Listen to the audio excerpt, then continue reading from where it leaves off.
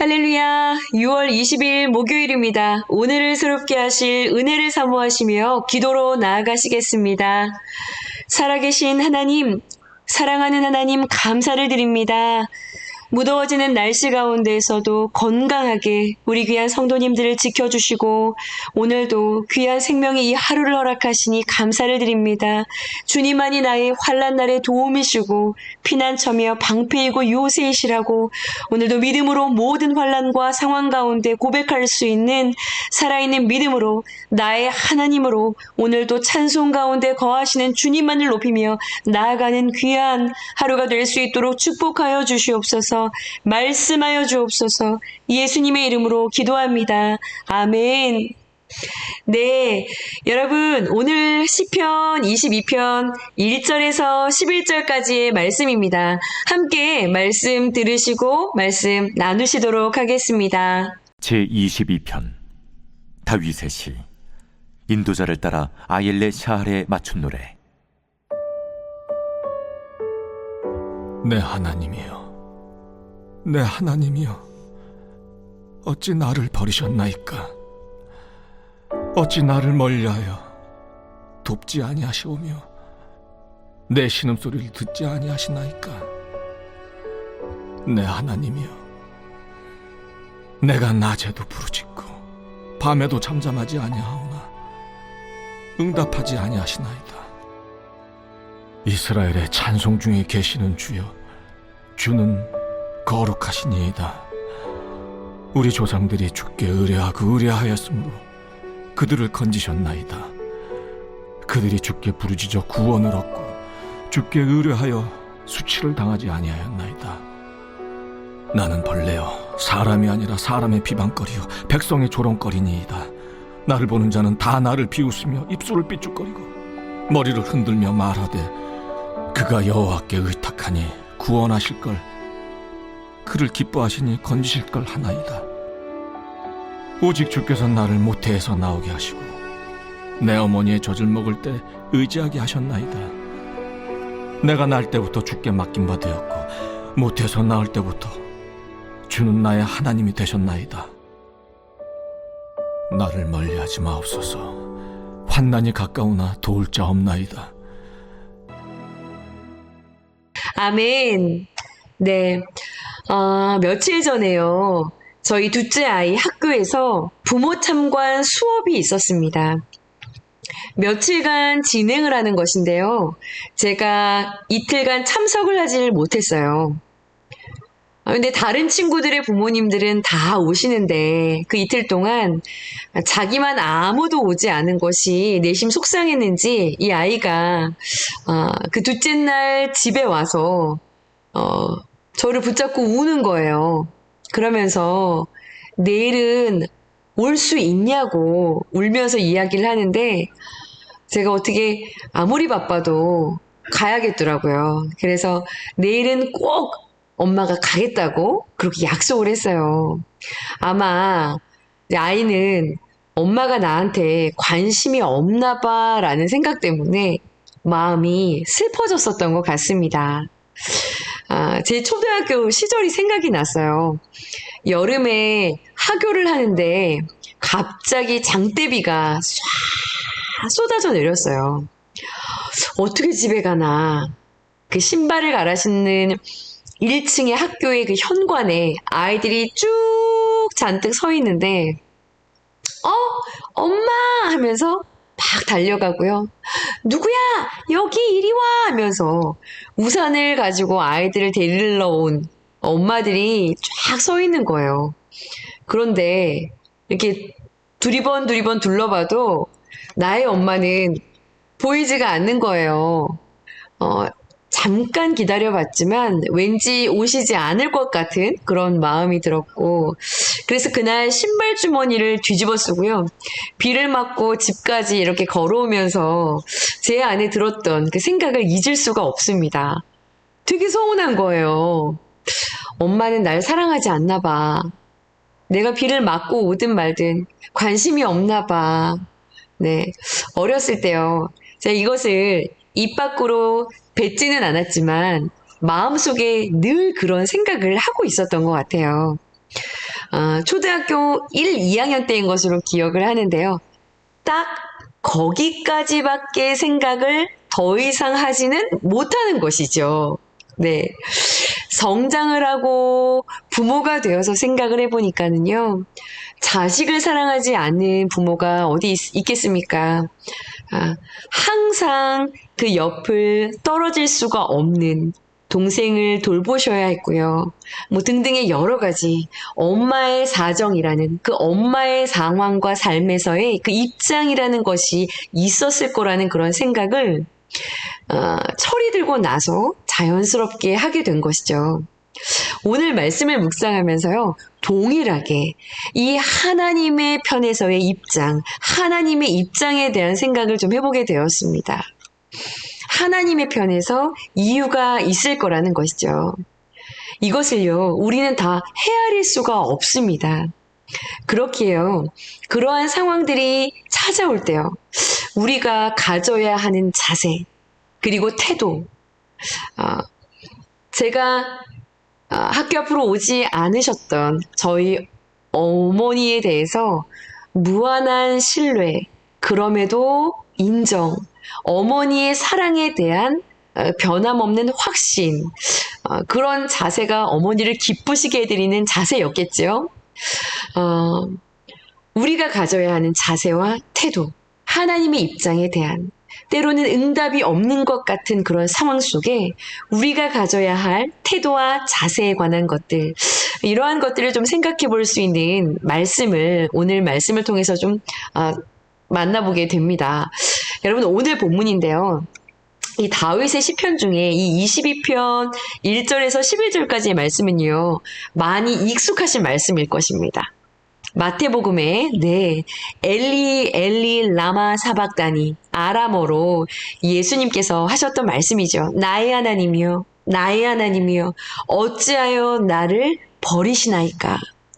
예수님께서 십자가에서 찢기실 때 하나님께 드렸던 절규의 고백이셨어요. 자, 여러분, 이때요, 우리 하나님은 무엇을 하고 계셨나요? 하나님께서 일하고 계시지 않은 것이 아니셨어요. 버리신 것이 아니었죠. 그러나 드러난 현상으로는요, 누구도 이해할 수 없는 이 십자가는요, 이 의미를 전혀 이해하지 못하는 사람들에게는요, 그야말로 수치와 조롱의 십자가였습니다.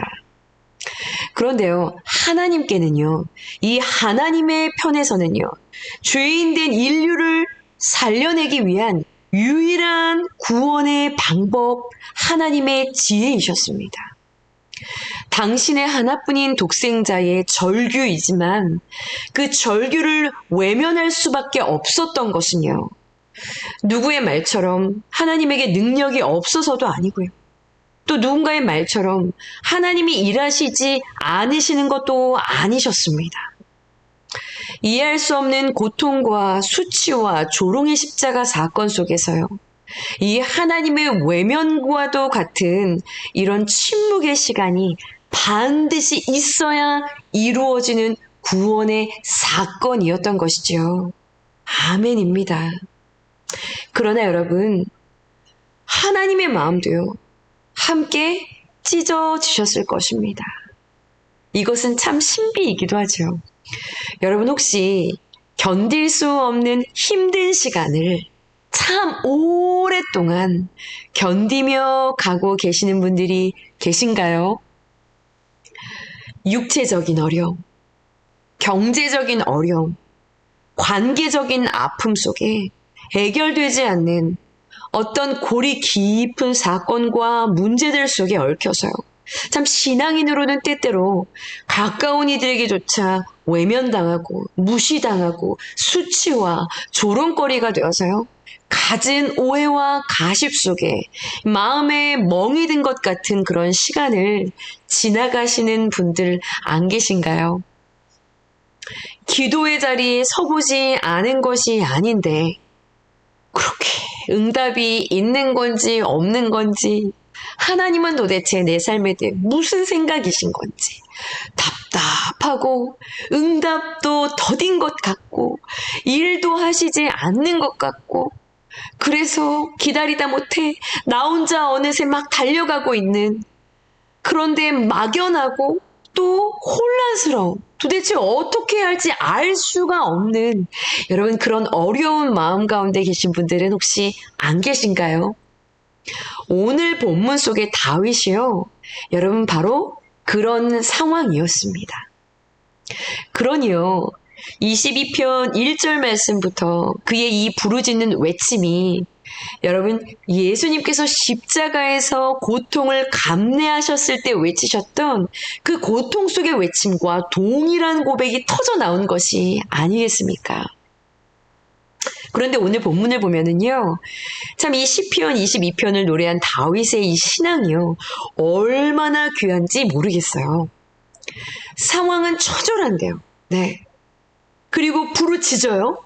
그런데 하나님은 어떤 응답도 없는 것처럼 느껴집니다. 그러니 버림을 받은 것처럼 느껴지지만, 그러나 그럼에도 여전히 다윗은요, 하나님께 신앙적인 태도를 갖기 위해서요, 몸부림치고 있는 것을 발견하게 됩니다. 오늘 전체의 구조를 묵상하시면서 들여다보시면 부르짖고 인정하고 하지만 내 상황을 고백하지만 또 믿음으로 인정하고 이것의 반복이 되고 있어요. 여러분 오늘 본문을 한번 보세요. 첫 번째 단락입니다. 1절이지요. 지금 부르짖고 있는 중입니다. 내 하나님이요 어찌하여 나를 버리셨나이까? 어찌 나를 멀리하여 돕지 아니하시오며 내 신음소리를 듣지 아니하시나이까? 내가 낮에도 부르짖고 밤에도 잠잠하지 아니하오나 응답하지 아니하시나이다. 여러분 무슨 이야기인가요? 지금 다윗은 이해가 잘 안 되는 것이죠. 그래서 어찌하여 이해가 잘 안 되는 겁니다. 하나님이 나를 버리셨고 나를 멀리하고 계시고 나를 돕지 않고 계시고 내 신음을 듣지도 않고 계시고 부르짖지만 응답도 하지 않고 계시는 그런 상태 속에 지금 다윗이 있는 거예요. 나의 고통 가운데 있는 이 삶이 하나님께로부터 멀리 떨어져 있는 것처럼 마치 하나님이 계시지 않는 것처럼 느껴지는 그런 상황이고요. 하나님이 나에게 왜 이렇게 하시는지 다윗의 편에서는 지금 이해가 잘 되지 않는 거예요. 자, 여러분 이런 상태라면 여러분은 어떻게 하시겠습니까? 나의 상황은 좋지 않아요. 그래서 뭘 하고 있어요? 부르짖고 있어요. 기도하고 있어요. 그런데요, 응답이 없어요. 2절이죠, 그게. 그런데다가 주변의 반응은요, 6, 7절에 보시면 나를 조롱하고 비웃고 있어요. 자, 그러면 어떻게 대개는 행동을 할까요? 신앙인들은 문제가 터지면 그래도 기도해야 된다는 것을 압니다. 그래서 기도를 작정합니다. 기도합니다. 그런데요, 기도를 계속해도 뭔가 아무것도 느껴지는 것도 없고 보여지는 것이 없고 잡혀지는 것이 없어요. 여러분 그러면 어떻게 하죠? 적어도 기도에 힘을 잃어버립니다. 대개가 다 그렇습니다. 그래서요, 기도를 하더라도 더 이상 기대감이 없는 그런 모습으로요, 이 기도에 힘을 잃어버린 그런 모습으로 머무는 그런 경우들이 많이 있습니다. 자, 그런데요, 여러분 두 번째 단락 3절을 보시면 이런 상황에서요, 다윗은요, 고백을 하기 시작합니다. 여러분 3절 말씀을 보세요. 네, 이런 이야기예요. 3절 말씀이요. 하나님, 보세요. 지금 1절과 2절에서 들리지 않고 말해도 응답이 없고 또 멀리 있는 것 같고 돕지 않고 응답하자고 없는 것 같다. 계시지 않는 것 같다. 라고 지금 부르짖다가 3절에 딱 보시면 하나님하고 무슨 이야기를 하나요? 당신은 이스라엘의 찬송 중에 계십니다. 라고 고백하고 있어요. 당신은 계십니다. 내 삶에서 일하시지 않는 것 같아도 당신은 여기에 계십니다. 나의 말에 응답하지 않으시는 것 같아도 당신은 계십니다. 멀리 있는 것처럼 느껴져도 당신은 여기에 계십니다. 하고 하나님을 인정하고 있는 것입니다. 느껴지고 보여져서 인정하고 있는 것이 아니에요. 응답이 되어지고 눈에 보여지고 잡혀지고 무언가 변화가 일어나고 그래서 지금 이런 고백을 하고 있는 것이 아닙니다. 다윗은요, 믿음으로 인정하고 있는 것입니다. 하나님, 당신은 내가 찬양할 때에 그 찬양 가운데 거하시는 여기에 계시는 주이십니다. 여러분, 우리들의 고백이 이렇게 터질 수 있는 오늘 하루가 되어지기를 간절히 소원합니다. 아멘입니다. 다윗은 이어서 두 번째 고백을 하죠. 주여, 주는 거룩하십니다. 당신은 거룩하십니다. 여러분, 거룩이 무슨 뜻인가요? 죄가 없음을 이야기하고 있지 않아요? 당신은 죄가 없으신 거룩하신 분이십니다. 당신은 잘못한 것이 없으세요. 나에게 응답하고 있지 않지만 내가 부르짖어도 멀리 있는 것처럼 느껴져도 당신은 옳으세요. 당신이 지금 나에게 행하시고 있는 이것, 당신이 옳으십니다. 당신은 거룩하십니다. 내게 행하신 그 모든 일들 당신이 옳으십니다. 흠없이 거룩하세요. 라고 고백을 하고 있는 것이죠. 이해가 되지 않는 상황 속에서의 믿음의 인정과 고백을 드리고 있는 것입니다. 여러분, 그리고 세 번째로는요, 4절과 5절인데요. 자, 이 이야기는 어떤 이야기인가요? 이전에 신앙의 선조들에게 행하셨던 그 구원의 역사를 기억해내서요, 이것을 다시 리마인드하면서 여전히 신실하셔서 동일하게 나의 삶에도 행하실 그 하나님을 믿음으로 소망하며 지금 이렇게 고백하고 선포하고 있는 것입니다. 이렇게 이야기하죠. 우리 조상들이 주께 의뢰하였으므로 결국 그들을 건지셨지요. 그들이 주께 부르짖어서 구원을 얻었었지요. 주를 의뢰하여서 그들이 수치를 당하지 않았었지요. 지금 그것을 기억하고요, 믿음으로 붙드는 씨름을 하고 있는 것입니다. 비록 지금 나의 부르짖음엔 응답하고 계시지 않지만 나의 선조들의 신앙의 여정 속에 있어 부르짖었을 때 놀랍도록 일하셨던 그 하나님, 그렇게 하셨었죠. 결국 그 수치와 조롱의 자리에서 건져내셨지요. 빛을 발하게 하셨죠. 그러나 현실이 지금 그렇게 바뀐 것은 아니었어요. 여러분, 6절과 7절 말씀을 보시면, 그러나 그렇게 부르짖지만 나의 현재는 6절과 7절에 나는 벌레요. 그러나 사람이 아니야. 사람의 지금은 비방거리고 여전히 백성의 조롱거리야. 수치와 조롱을 당하고 있는 것이 지금 나의 현실인 것입니다. 그런데요, 다시 9절에서 11절까지를 보시면 다윗은 그럼에도 나의 신뢰의 대상이 하나님 당신일 수밖에 없는 이유를 또 찾아와서 그것을 믿음으로 고백하고 또다시 선언합니다. 여러분, 9절에서 11절까지 이렇게 고백하고 있죠. 오직 주께서 나를 모태에서 나오게 하시고 내 어머니의 젖을 먹을 때에 의지하게 하셨나이다. 내가 날 때부터 주께 맡긴 바 되었고 모태에서 나올 때부터 주는 나의 하나님이 되셨나이다. 나를 멀리하지 마옵소서. 환난이 가까우나 도울 자가 없나이다. 무슨 이야기인가요? 주님, 나를 계획하시고 나를 나의 어머니의 모태에서 나오도록 작정하시고 계획하신 분이 주님이시죠. 나의 주인이시죠. 나를 시작하셨죠. 내가 날 때부터 주께서 나의 삶의 주인이시죠. 그런 제가 지금 환난 중에 있습니다. 주님, 당신이 나의 주인이신데 누가 나를 도울 수가 있겠습니까? 당신밖에 없습니다. 나의 하나님이시잖아요. 당신밖에는, 오직 당신밖에는 없습니다. 오직 당신뿐입니다. 라는 절대신앙의 고백일 것이죠. 현재 당하는 환난과 조롱과 수치, 그리고 하나님의 침묵, 이 시간 속에서 다윗은요, 하나님의 입장이 있을 것이기 때문에 나의 삶의 구원을 완성해 가시려는 그 하나님의 입장이 있을 것이기 때문에 그것을 신뢰함으로 이렇게 답답한 상황에서도 계속해서 하나님을 의지하고 그 앞에 부르짖는 것을 멈추지 않겠다고 작정하고 있는 것이지요. 그래서 하나님은 어떠하십니까? 하나님은 어떠하십니다.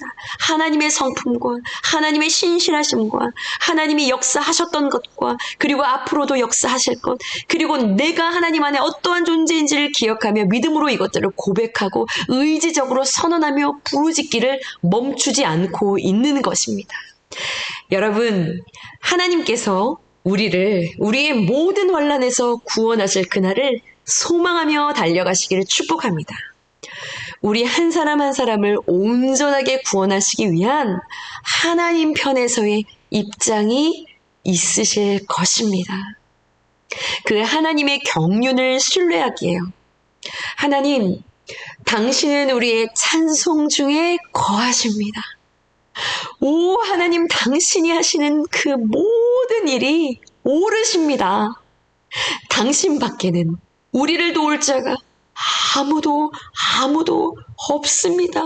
주여 하고 그 주님 앞에 엎어질 수 있는 오늘 귀한 목요일이 되어지기를 여러분 간절히 소원합니다. 그러한 행복한 목요일이 되시기를 여러분 간절히 소원합니다. 함께 기도하시겠습니다. 다윗의 오늘 이 고백이 우리의 고백이 되어지기를 소원합니다. 나를 모태에서부터 지으셨고 내가 그 모태에서 나오면서 주님께 맡겨진 바가 되었고 나를 붙드시고 나의 환난 날 나를 도우실 수 있는 분이 오직 당신뿐이라는 것을 믿음으로 고백하며 이해가 되지 않는 모든 상황 가운데에서도 주님이 여전히 살아계시고 신실하게 일하실 거룩하신 실수가 없으신 오르신 여기에 계신 하나님이신 것을 믿음으로 고백하며 기도하며 나아갈 때 나의 삶 가운데 일하시는 그 주님을 경험하게 되어주고 하나님의 일하심을 볼 수 있는 눈이 활짝 열려져 더 그 은혜의 선순환 안에 하나님을 찬양하게 되어지는 그 놀라운 은혜가 이 은혜를 사모하며 믿음으로 나아가는 부르짖기를 포기하지 아니하는 사랑하는 우리 너나들이 모든 성도님들의 이 하루 가운데 신앙의 여정 가운데 일어날 수 있도록 일하여 주시옵소서. 여기에 계신 사랑하는 주 예수님의 이름으로 감사하며 믿고 기도드렸사옵나이다. 아멘.